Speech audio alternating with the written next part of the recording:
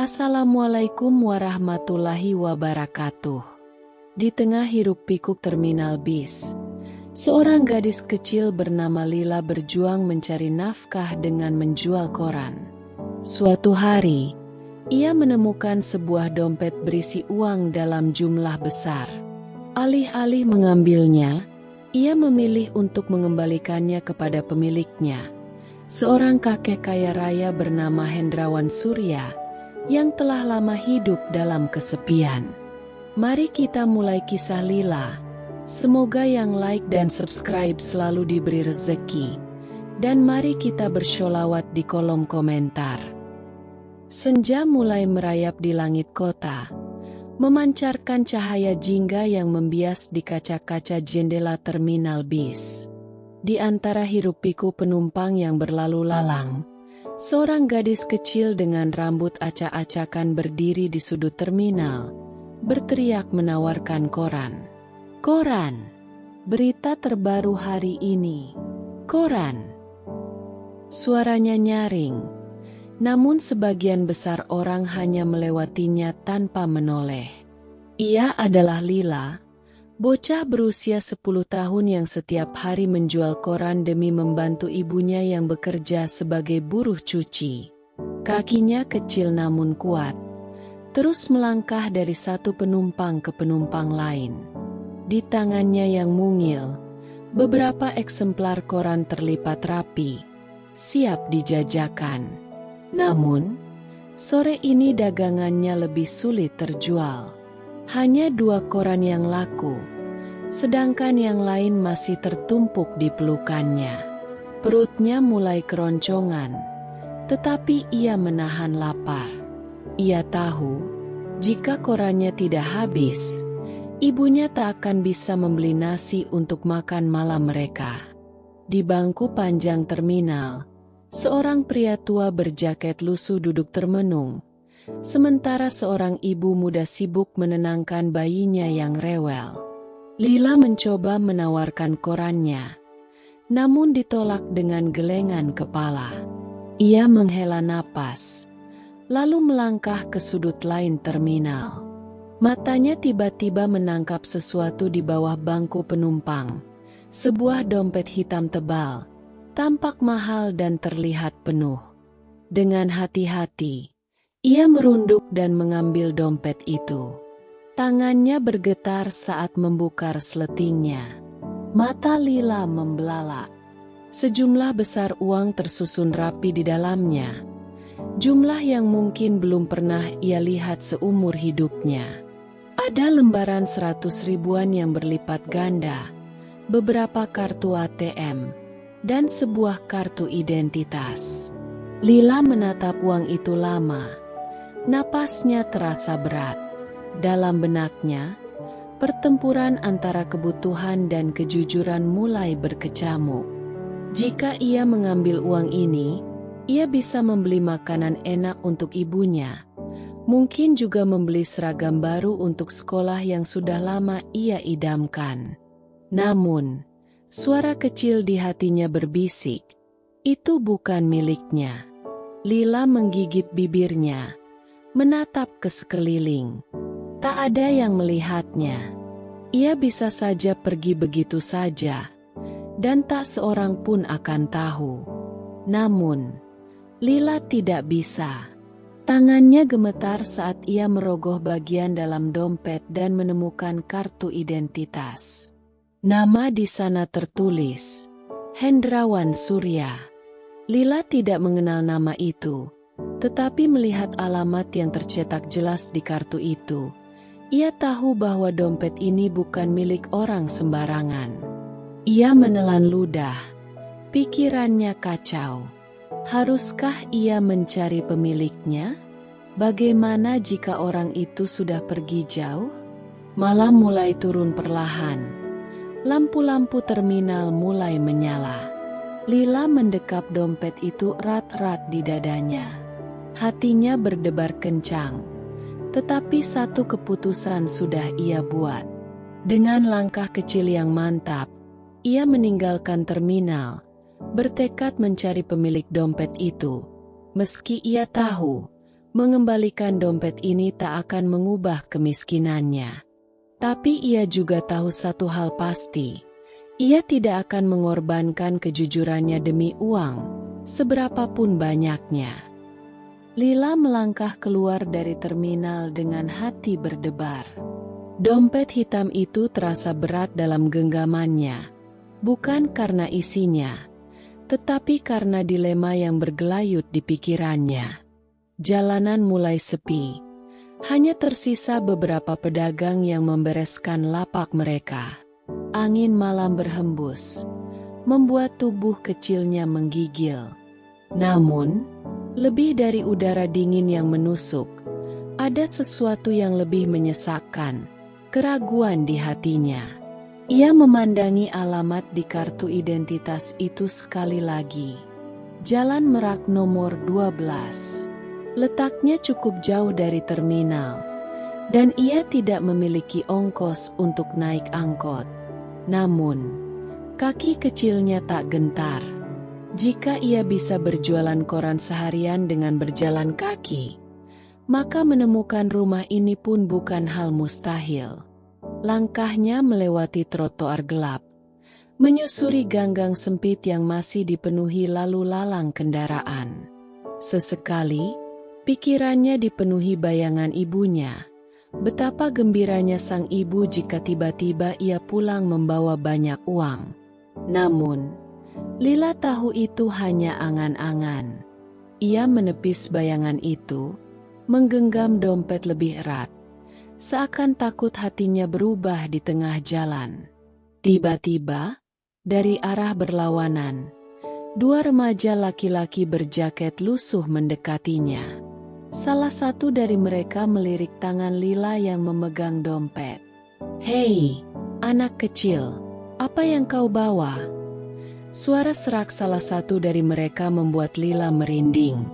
Lila mundur selangkah, menyembunyikan dompet di balik tubuhnya. "Bukan apa-apa, Kak," jawabnya gugup. Tapi matanya yang ketakutan justru semakin menarik perhatian mereka. Tanpa peringatan, salah satu dari mereka meraih lengannya dengan kasar. "Jangan bohong. Tunjukkan apa yang kau sembunyikan." Jantung Lila berdegup kencang. Ia memberontak, mencoba melarikan diri. Namun genggaman pemuda itu begitu kuat. Dompet di tangannya hampir terjatuh. Jika mereka mengambilnya, maka kejujurannya akan sia-sia. Ia tak bisa membiarkan itu terjadi. Dengan sekuat tenaga, Lila menggigit tangan pemuda yang mencengkeramnya. Pemuda itu menjerit kesakitan, memberi celah bagi Lila untuk berlari sekencang-kencangnya. Napasnya terengah-engah, kakinya nyaris lemas, tetapi ia terus berlari tanpa menoleh ke belakang. Hanya satu hal di pikirannya, ia harus sampai ke rumah pemilik dompet ini. Setelah melewati beberapa blok, Lila akhirnya melihat sebuah rumah besar dengan pagar tinggi. Nomornya jelas, Jalan Merak nomor 12. Tubuhnya gemetar, bukan hanya karena kelelahan, tetapi juga karena rasa takut yang masih tersisa. Namun, ia tak bisa mundur sekarang. Dengan tangan yang masih bergetar, ia mengangkat kepalan kecilnya dan mengetuk pintu rumah itu. Sesaat tak ada jawaban. Jantung Lila berdegup semakin kencang. Apakah pemilik dompet ini benar-benar tinggal di sini? Apakah ia akan percaya pada seorang gadis kecil kumal seperti dirinya? Lila hampir saja mundur ketika pintu besar itu perlahan terbuka. Dari baliknya, seorang pria tua berambut putih muncul. Mata mereka bertemu, dan saat itulah kehidupan Lila mulai berubah. Pintu besar itu terbuka perlahan, mengeluarkan bunyi derit yang tajam. Lila menahan napas. Matanya menatap sosok pria tua yang berdiri di ambang pintu. Rambutnya sudah memutih seluruhnya, Wajahnya dihiasi kerutan-kerutan yang dalam, dan matanya sayu, seperti seseorang yang telah lama hidup dalam kesepian. Ia mengenakan sweater abu-abu yang tampak sedikit longgar di tubuhnya yang kurus. Pria itu, Hendrawan Surya, mengerutkan kening melihat gadis kecil kumal berdiri di hadapannya. "Siapa kau?" tanyanya dengan suara berat dan penuh kehati-hatian. Lila menggigit bibirnya, berusaha menahan rasa takut. Dengan tangan gemetar, ia mengangkat dompet hitam yang tadi ia genggam erat. Ini milik kakek." Suaranya lirih, hampir tenggelam dalam angin malam yang berhembus.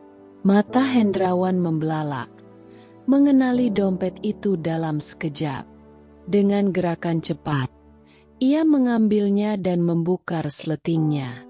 Uang, kartu, semuanya masih ada, tak berkurang sedikit pun. Tatapannya kembali beralih ke Lila, kali ini penuh dengan keterkejutan. "Dari mana kau menemukan ini?" Suaranya kini lebih lembut. Hampir tak percaya bahwa seorang gadis kecil seperti Lila bisa mengembalikan dompet yang penuh dengan uang tanpa mengambil sepeser pun. Lila menunduk. Jari-jarinya saling meremas. "Saya menemukannya di terminal bis, di bawah bangku penumpang." Ia berhenti sejenak, merasa ragu untuk melanjutkan, tetapi akhirnya ia menguatkan diri. "Saya ingin mengembalikannya karena ini bukan milik saya." Keheningan mengisi udara di antara mereka. Hendrawan menatap gadis kecil itu lama, seakan mencari kebohongan di matanya. Namun, yang ia temukan hanyalah ketulusan, sesuatu yang sudah lama tidak ia lihat dalam hidupnya. Ia terdiam. Hatinya terasa hangat dengan cara yang sudah lama tak ia rasakan. "Masuklah," katanya akhirnya. Lila terkejut, ragu-ragu menatap pria tua itu. Seumur hidupnya, ia tidak pernah diundang masuk ke rumah sebesar ini. Namun, tatapan Hendrawan kini tidak lagi penuh kecurigaan, melainkan sesuatu yang sulit dijelaskan. Mungkin kekaguman, mungkin rasa haru. Dengan ragu, Lila melangkah masuk, seolah memasuki dunia yang benar-benar asing baginya. Ruangan di dalam rumah itu luas, tetapi terasa dingin dan sepi. Tidak ada suara anak-anak berlarian, tidak ada tawa, hanya dinding-dinding besar yang menyimpan kisah-kisah bisu. Hendrawan berjalan perlahan ke arah kursi kayu di ruang tamu, lalu duduk dengan wajah yang masih sulit diterjemahkan. Ia menatap Lila sekali lagi, lalu tersenyum tipis untuk pertama kalinya.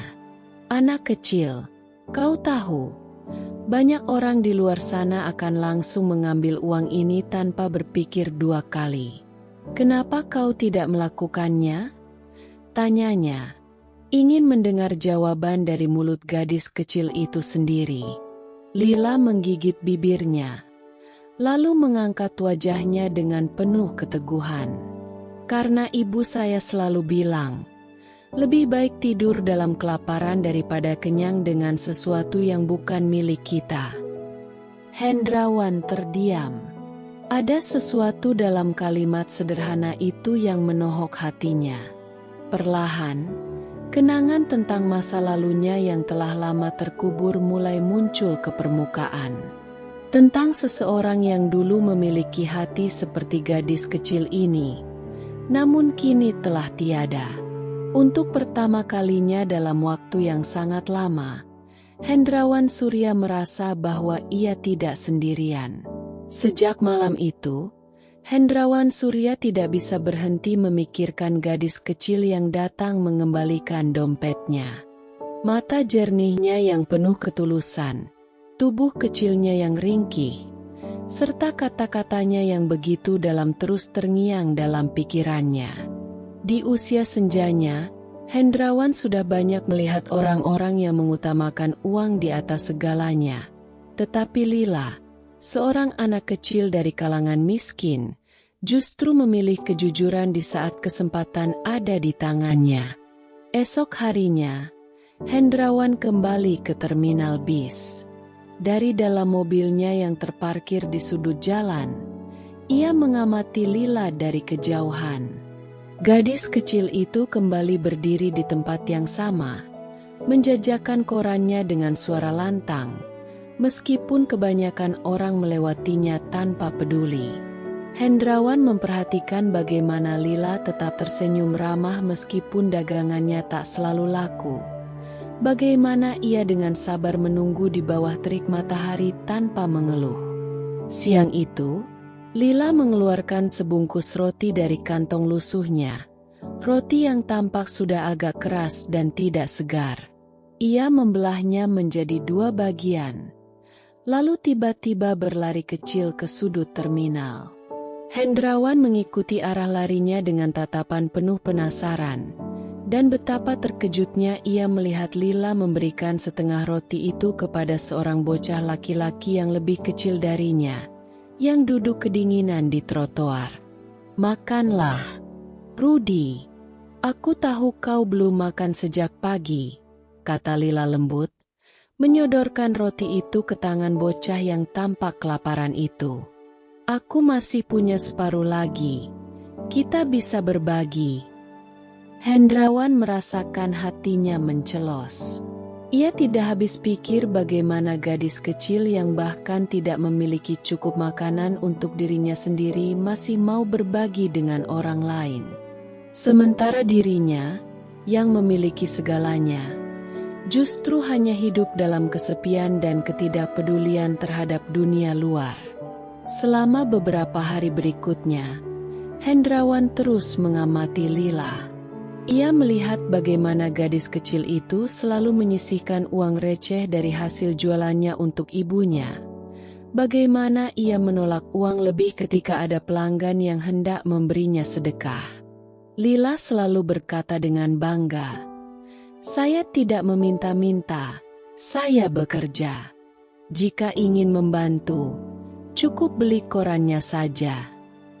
Malam itu, Hendrawan duduk termenung di ruang tamunya yang luas dan sunyi. Potret mendiang istrinya terpajang di dinding, menatapnya seolah mengingatkan sesuatu.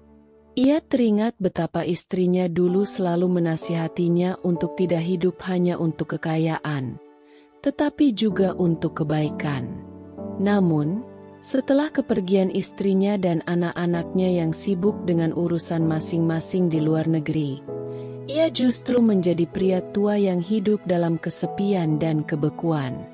Tatapan gadis kecil itu, kata-kata sederhananya, serta ketulusannya telah membuka sesuatu dalam hatinya yang telah lama terkunci.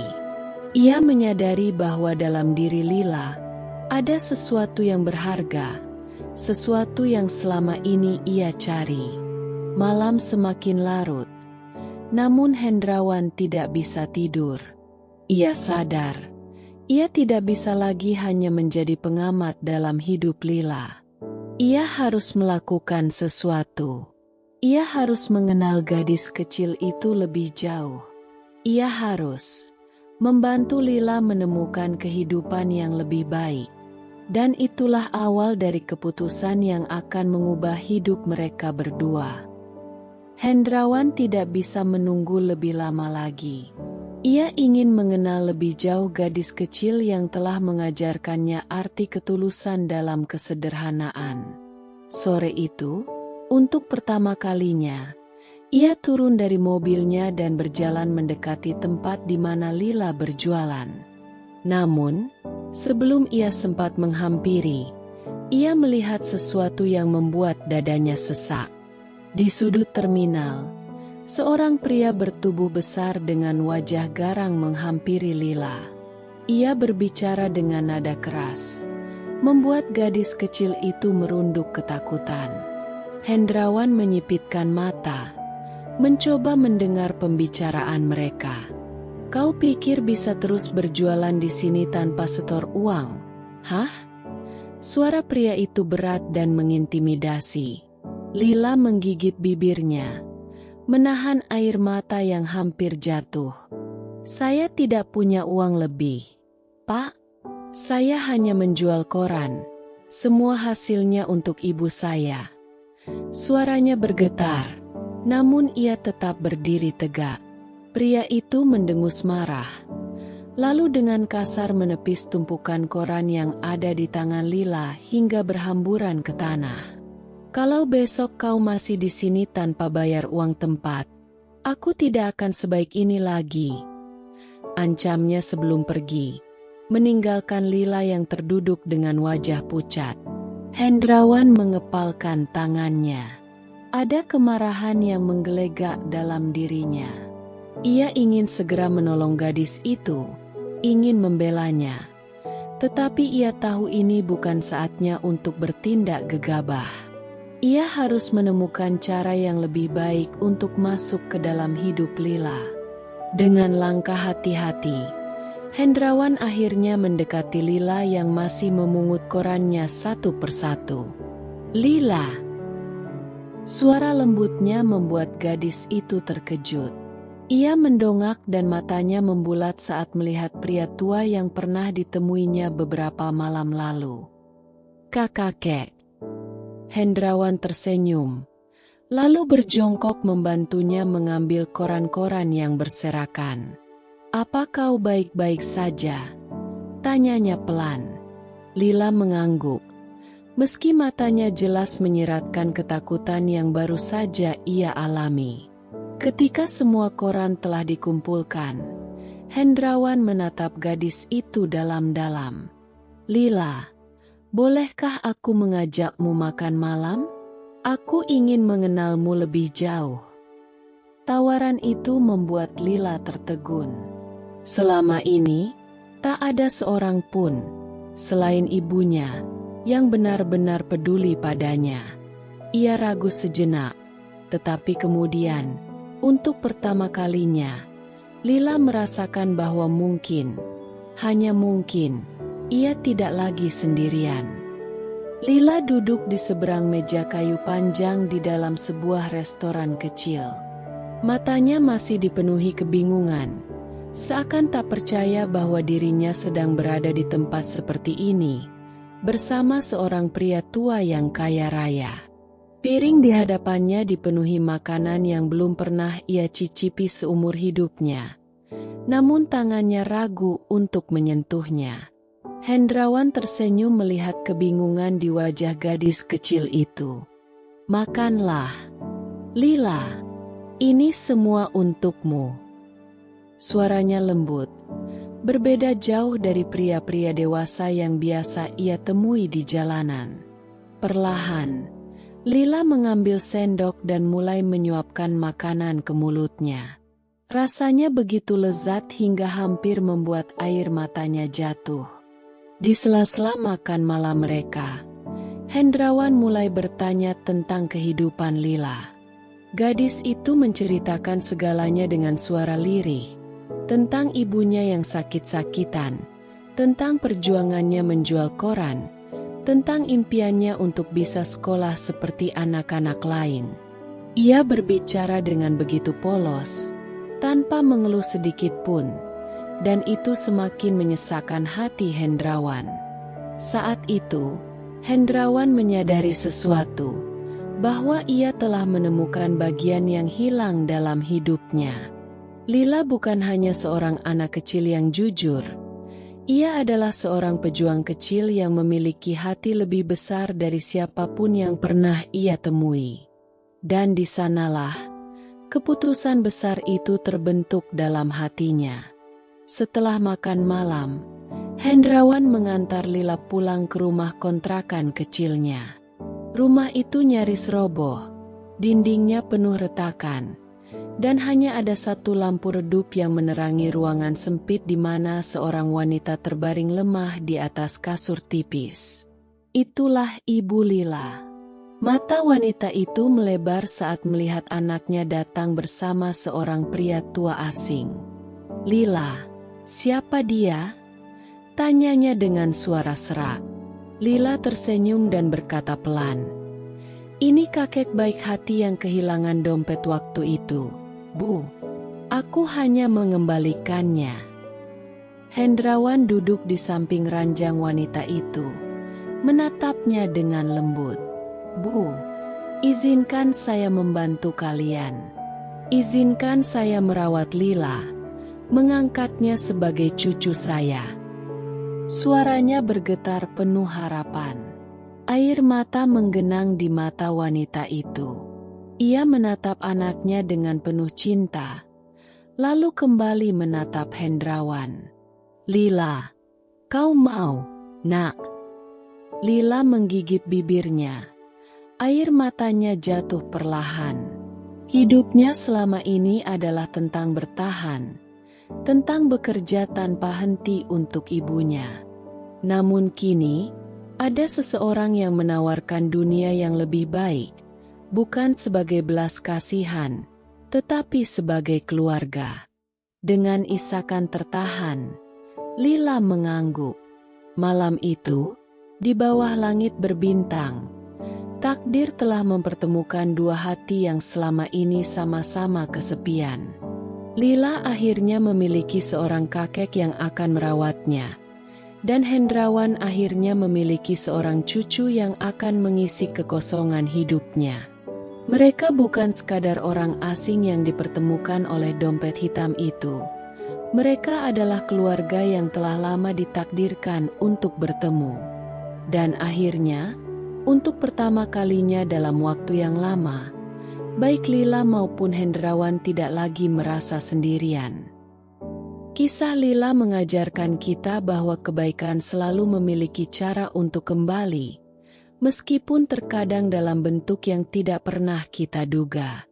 Di dunia yang seringkali penuh dengan ketidakadilan dan keserakahan, Lila memilih jalan yang berbeda, jalan kejujuran, ketulusan, dan kasih sayang.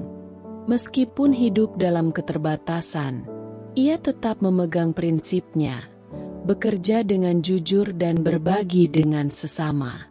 Tidak semua orang memiliki hati sebesar Lila. Saat banyak orang tergoda untuk mengambil keuntungan dari kesempatan, ia justru memilih untuk berbuat baik tanpa pamrih. Keputusannya untuk mengembalikan dompet yang ia temukan bukan hanya mengubah hidupnya, tetapi juga mengubah hidup seseorang yang bahkan memiliki segalanya, namun kehilangan kebahagiaan sejati. Hendrawan adalah gambaran banyak orang di dunia ini, memiliki kekayaan, tapi merasa hampa dan kesepian. Harta yang melimpah tidak bisa menggantikan kasih sayang dan kebersamaan yang hilang dari hidupnya. Namun, dalam diri Lila, ia menemukan sesuatu yang selama ini ia cari. Seseorang yang tulus, yang tidak melihatnya sebagai seorang miliuner, tetapi hanya sebagai seorang manusia yang butuh kasih sayang. Kisah ini mengingatkan kita bahwa keluarga sejati tidak selalu terikat oleh darah, tetapi oleh cinta dan kepedulian. Kadang, orang yang paling kita butuhkan dalam hidup datang dari tempat yang paling tidak kita duga. Hidup bisa saja mempertemukan kita dengan seseorang yang awalnya asing, tetapi pada akhirnya menjadi bagian paling berarti dalam hidup kita. Tidak perlu menjadi kaya untuk bisa berbagi.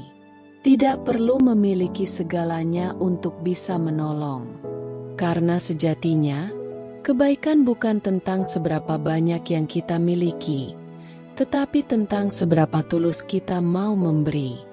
Jadi, mari kita belajar dari Lila, untuk tetap jujur meskipun dalam kesulitan, untuk tetap berbagi meskipun kita sendiri kekurangan, dan untuk selalu percaya bahwa kebaikan akan membawa kita pada sesuatu yang lebih indah.